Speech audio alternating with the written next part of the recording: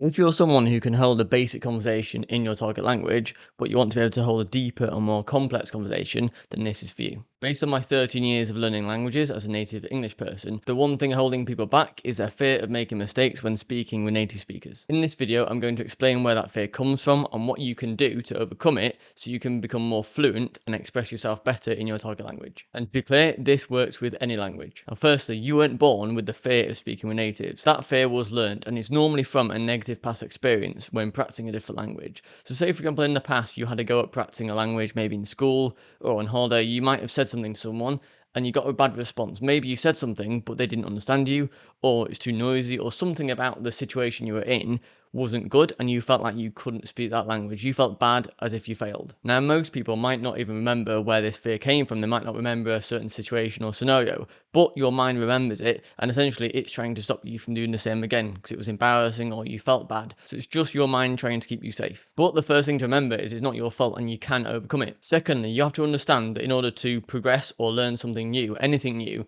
you have to make mistakes over and over again, continuously, until you get better at it. In fact, the more mistakes you're comfortable and okay with making, the faster you can learn a new skill. And that's not just languages, it's anything. If you're prepared to look bad and feel bad at something at the start, but you keep on going at it despite feeling bad, you will succeed. You will manage to learn that skill. So that said, what is the solution? How can you feel less bad about making mistakes and be comfortable making more mistakes so you can reach your next level of your target language in less time? Well, the first factor is your environment. It's a situation that you put yourself in when you try and practice a different language. Many people go to a bar or restaurant, somewhere where it's quite busy, and they try and speak with the staff or the waiter or waitress in their target language. However, the problem with this is that quite often they're busy and they're too busy to practice small talk with. And also, if they're free, it's often hard to hear what each other says. So if you say something, they say something back. If it's in a different language, they've got a different accent, there's a lot going on. Someone might drop a fork on the floor as they say something important. You miss the whole context. It's very difficult to have a conversation in a busy place. Instead, do this. If you're going to practice your target language and you know that somewhere is fairly quiet, to the point where if you're speaking in your native language, you and your friend could understand and hear each other, then that's the best start. And this can still be in a public place like a restaurant or bar or somewhere, as long as there's not much background noise. Secondly, you need to check that the person you're going to speak with or practice with, aka the member of staff, is actually available to speak with you. So first of all, ask them if it's okay that you can practice your target language with them. Just say that you're learning. Don't say you're fluent, just say, oh, I'm learning a bit of this, can I practice with you?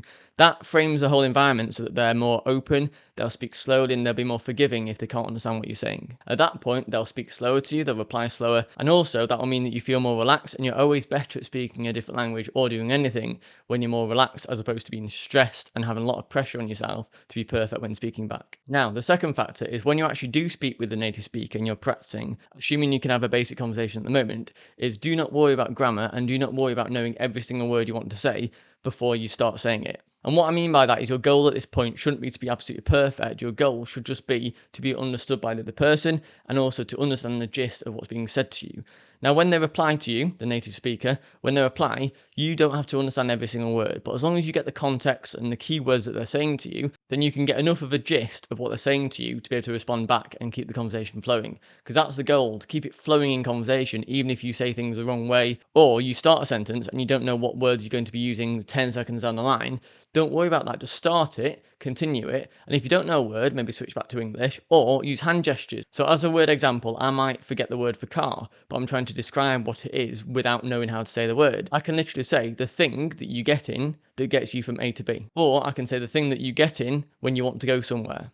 So as long as I know words similar to it, I can get round it. And this is literally a technique you can use in conversation with a native speaker to help them understand what you mean without knowing that word. And the benefit is you're also exercising your use of other words around it. So words that I might not have used before, to describe that thing, I'm using them. So you're still getting conversation practice in despite not being perfect. But the thing is, there's so much to cover around this topic in itself. There's so many psychological factors that I've created a free 5-day email course written by myself that gives you a breakdown every day, takes about a minute per email to read, as to how to have conversations with native speakers and how to stop freezing when trying to speak back to them. And essentially, I'm cramming in my 13 years of experience learning languages into it. But as I say, it's free, and I'll put a link down below in the description for you. Anyway, that is it for now. See you later.